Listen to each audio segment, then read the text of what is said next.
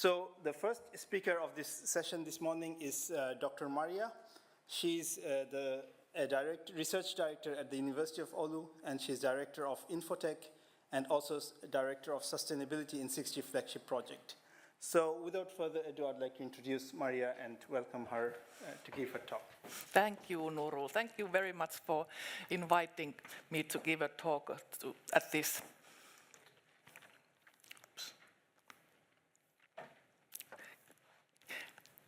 session of the 6G Resilience Summit. My name is Marja Matinmikko-Blue and I'm research director, like Nurul said, and in the 6G Flagship I have the interesting role to be the director of sustainability and regulation, which is quite rare in these research settings. So I will talk about technology, business and regulation perspectives in the research around 6G with the linkage to this workshop's theme, which is resilience. And this figure you might have seen before. It was done 5 years ago. It's when the 6G Flagship did the series of 12 white papers, 60 white papers on thematic topics. And the topics are there that you can see in the figure. And I'm showing it here just to highlight that this 6G Flagship took an interdisciplinary approach, combining technical research with business and regulation perspectives, and adopted sustainability as a key driving value for the whole work. And all this has been done in multi-stakeholder collaboration, working together between the academics, with industry, with regulators, with other public sector players. So that's the setup, how we have done the research over the years. Then I took this figure from the white paper in 2019. The world's first 6G white paper. And this figure was there to showcase that the ecosystems are changing. We can talk about resources. So there are different needs and then different resource combinations to fulfill the needs of different users. Local users, vertical users, mobile broadband users, and so on. So this is how we saw the big setup. And then the roles of the companies are changing. There are big companies who do a lot of things. They have a lot of resources and they provide different resource combinations. But to really serve an end user, you can have a very different combinations of companies and resources to deliver that service. So that's how we've seen how the ecosystem is. Yesterday you saw this very nice figure from the ITU. ITU are working by the 5D that is globally working on the IMT 2030 systems, which then 6G will be submitted as a proposal to this IMT 2030 framework. I've been lucky.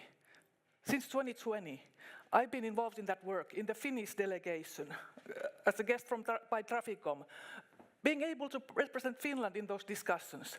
3 meetings a year, funded by 6G Flagship. It's been a privilege to be part of those discussions, collaborating with industry, collaborating with regulators, collaborating with academia. It's really been a real pleasure. And what happened there, this framework was published in 2024 or 3. Time goes so fast, I can't even remember. And the outer circle, the gray circle, that's the new thing in 6G. Those are the overarching design principles, drivers. And as you know, there is security and resilience. There's sustainability, connecting the unconnected, and ubiquitous intelligence. Those were the compromise between the different stakeholders involved in the process, and we managed to put those overarching design principles that should guide the whole 6G R&D. And resilience in this framework refers to the capabilities of the networks and systems to continue operating correctly during and after a natural or man-made disturbance. And then there are examples of that. It's there. It's there because the group pushed it to be part of this framework. Sustainability similarly is there because the group pushed it to be part of this global framework. Many of these things would not be there without the activities of these administrators like Finland, UK, Germany, that were very much working on these topics. There was a lot of objection from different stakeholders against many of the themes, many of the values, like sustainability. It was objected by a lot of companies and a lot of Asian countries to the very final moment. So it's not an easy work, but they are there. So now we can push these things. We have resilience there. We can refer to this always, that it is part of this framework. Another one, and I want to, Finland was active here, Heidi has been very active in this. There is the 6G strategic vision from the Radio Spectrum Policy Group. Resilience is there. It's in one of the chapters which is about, it's called Input from Research and Development. So this is there. Resilience in the 6G real-time economy is critical cross-cutting theme for maintaining uninterrupted operations, mitigating risks, and adapting to disruptions and requires building measures using redundancy. It's there because we pushed it there. So this is the stakeholder interaction and interplay that I'm talking about. We work together with industry. We don't come up with like crazy ideas just by ourselves, but we reflect those together with the industry. And then we push them to those real venues where these topics are really stamped and adopted into the recommendations. And then spectrum, since it's a Radio Spectrum Policy Group, then spectrum management that was heavily discussed yesterday, it's a tool. It's a tool for the governments then to pose requirements on certain things. There could be resilience requirements, sustainability requirements, and so on. That is a tool that the regulators can use. Then in Europe, values-driven 6G development is the hot topic. The SNSJU is funding a lot of research. There are dozens of 6G research projects. Values, European values, that's the big driver there. In 5G, we didn't discuss much about values, but this is the big topic there. And that alone calls for interdisciplinary approach. Working together across disciplinary boundaries to develop new ways to do research. It's not an engineering exercise to measure a key value, not at all. We need to develop the whole framework, what we mean with values, value indicators, assessment, how to assess sustainability, for example. Not an easy task, but that's what we're working on. Then going towards like, how do we do research? What do we do? We bring together business, regulation, and technology perspectives in the development of future mobile communication systems. We've been doing that for, 20 years, together with technical experts, business school experts, regulators, industry. And then most recently, we've been doing a lot of work on sustainability requirements, sustainability evaluations, environmental, social, and economic sustainability, and those kind of topics. And then the whole goal should be to minimize the negative impacts and then maximize the positive impacts.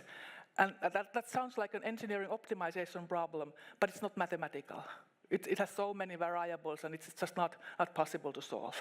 So it really is a complicated thing. If you want to maximize the social benefits, minimize the environmental detriments, that alone leads to many conflicting requirements, and then you need to reach trade-offs. So all this is new to the community. How to handle that requires the research, and that's where we try to contribute. And then interdisciplinarity, together with the stakeholders, that is then the way forward. And then what does this mean in reality? It's about concept development. It's about analyzing existing things. It's about finding out the state of the art, and that we don't just find from the academic papers. But the state of the art also includes standards, regulations, industries' positions, white papers, and so on. There are many sources for this work. And key thing is to define a shared common terminology. Disciplines define, for example, value was a very nice example. It's defined totally differently in social sciences, in business, in engineering. It's a totally different concept. Then reaching the compromise, what we mean with this term, already takes some effort. So this is a simplification of these three perspectives, business, regulation, and technology. So we need to create a common understanding of challenges, assumptions, in order to create solutions that solve real challenges. And it's all futures-oriented, so there's a lot of uncertainty. But that's the beauty of this whole thing, that we're trying to make the world a better place. We're trying to solve certain challenges. But who knows what those challenges are?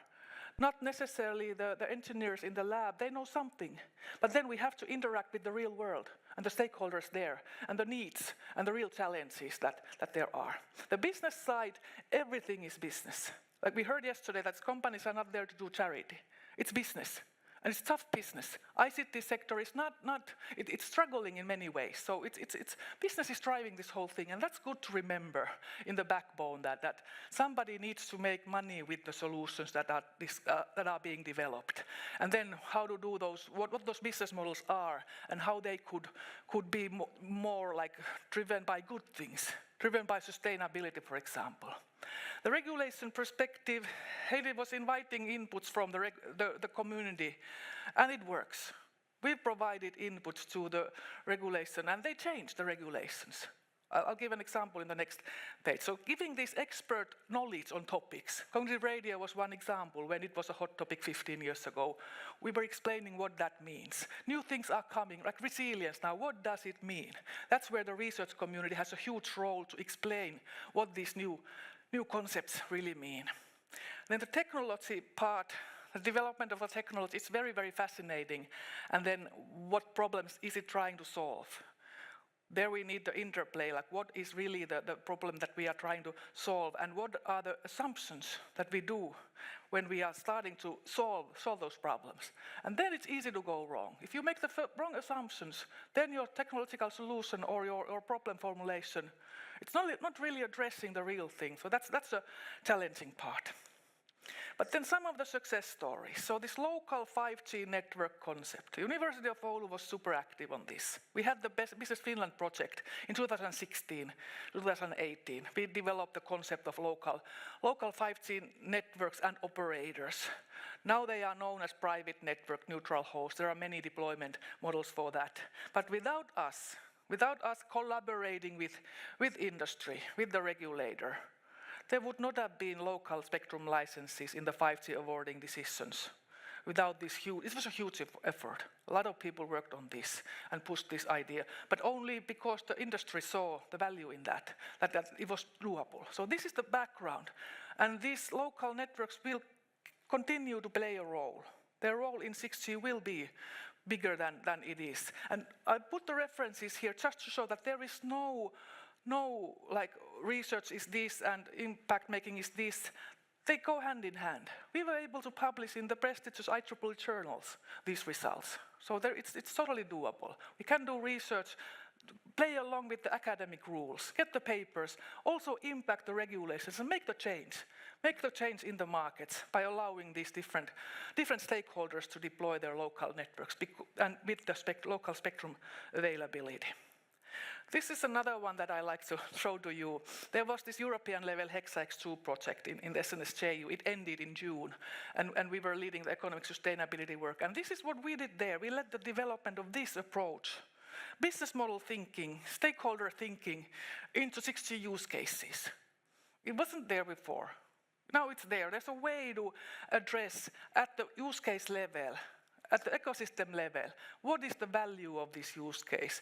Introduce that business thinking into that, but at the same time also sustainability thinking there. So ecosystem level value proposition. Then stakeholder analysis. My second doctoral dissertation introduced stakeholder analysis into telecom research. That's why I think it's a valuable tool to consider this. Who are the stakeholders that are involved in something? Regulators, operators, vendors, users, and so on. There's a lot, dozens of stakeholders. Then what's their role in providing certain value? What is their value proposition, benefits, costs, and so on? And then this is a visualization. It's quite busy, but it shows that we need these different stakeholders to realize a solution, which is then solving certain challenge. Then moving on, this one I already kind of mentioned, a success story that we have been active in terms of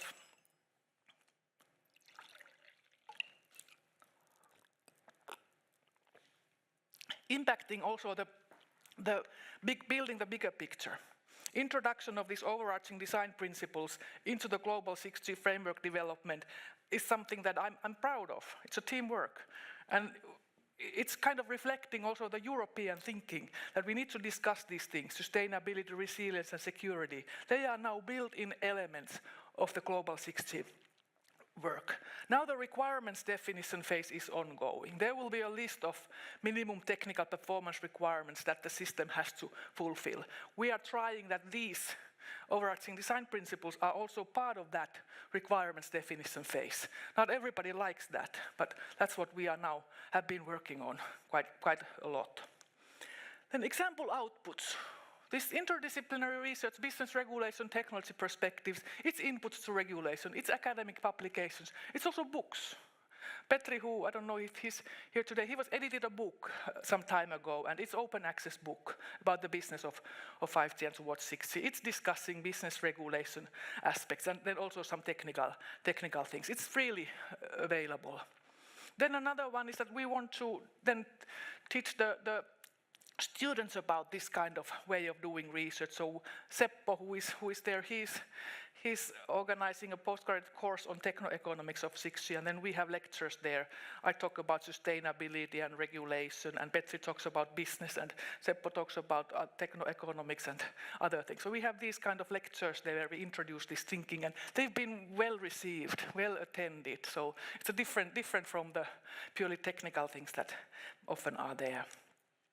And then we have 2 posters there. There are 2 very nice posters, and this is one from one of those posters, that purple color there. It's an example of a recent thing when we were looking at the resilience impacts of 6G, and then Petri came up with this kind of mini scenario method to consider like how to analyze things. That's what we do.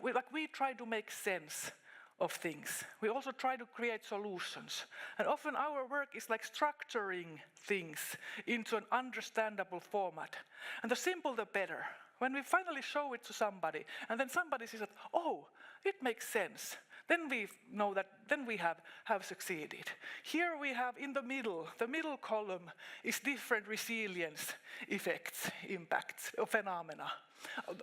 Like technological resilience, economic resilience, regulatory resilience, social resilience. We often start from categorizing things. And for resilience, we thought that these 4 categories could be there: technological, economic, regulatory, and social. Those words keep repeating in the work that we do, and all of them are equally important. And then we go towards from the middle, we take 1 row, and then we go towards the edges. We consider positive first-order effects, positive second-order effects, and opportunities. That's the positive side. The first-order effects are from that ICT solution itself. Second-order effects are from the use of that ICT solution. Then on the left-hand side, we have the negative side. The negative first-order effects, and then the negative second-order effects. And then risks, challenges, and limitations. So that's the thinking.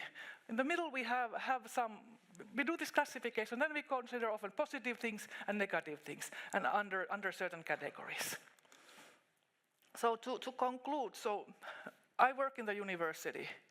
I'm doing research, but in very close collaboration with key stakeholders. Heidi from Traficom, Seppo from Nokia, and many others. And we have a special role as academics to play in this whole development. I go to places, I get invitations to talk a lot, but then I have to be careful that I say things the way they are. Of course, they're always my opinions, but I try to say them in a way that kind of opens up the discussion.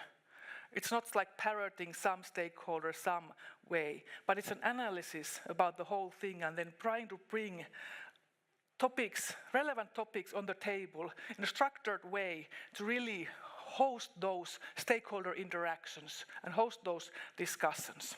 And this whole interdisciplinary approach, it brings together different perspectives. It helps to identify what the real issue here is. What are the things? Because when we need to take research methods, the best fitting research methods, and they are not always the optimization ways from telecom engineering, or they're not always certain ways, but they often require a lot of thinking on how do we address this topic? What are the terms and concepts that we should use to analyze the topic. And the previous page was one example that here we have positive effects, negative effects, opportunities, risks, challenges, and limitations. Those are very common things that we do. And the stakeholder involvement really is crucial, that we know where to focus. And yesterday was excellent. The talks yesterday from the stakeholders really depicted the bigger picture around resilience. And then research done in stakeholder collaboration, it can have big impact. The whole opportunity for local 5G networks wouldn't, I dare to say that it wouldn't be there without the work that we did, but not alone. It involved all the key stakeholders. And now the values-driven technology development, we've pushed the values to the global 6G framework recommendation. It's there, and that's a way to impact. And again, there are 2 more posters there about the resilience topic and our multidisciplinary approach. Thank you.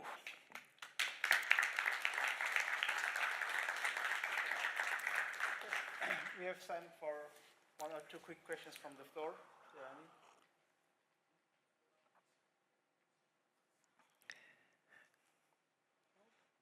Seems like your thought was crystal clear. Thank you. Yeah, thank you. There is a question. Sorry. There is, yes. I just want to plug my laptop. Yeah. Thank you very much for the presentation. I hear this big challenge of getting in the ecosystem, the academics, business value proposition and regulation. We're trying also do things similarly in France. I would like to ask you as academic, what was like the most challenging part in this tripartite or even quadripartite exercise? Thank you. I think it's building the trust between the stakeholders, and it takes time. But in Finland, it's kind of easy because the whole system is trust-based. So when you get to know the people and you build the trust, then after that it's easy to do these interactions. We can easily exchange perspectives. So building the trust, that's the starting point. And if it goes wrong, if you just see the things very differently, it's hard to fix it afterwards if you don't have the common ground that this is the way we want to work together. So trust, it's all trust-based.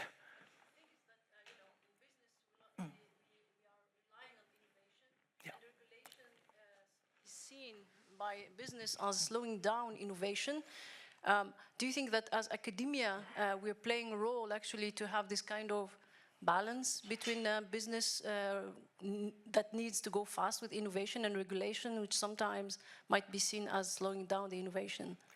Yeah, so I feel that the academics have that big role to bring that unbiased knowledge to both sides, both to the business side and to the regulators, so that then the regulators know the facts, and then they need to make the decisions on that. It's not always stopping. So we often talk that regulations are restricting things. It's also enabling. It's enabling this whole 5G local network business.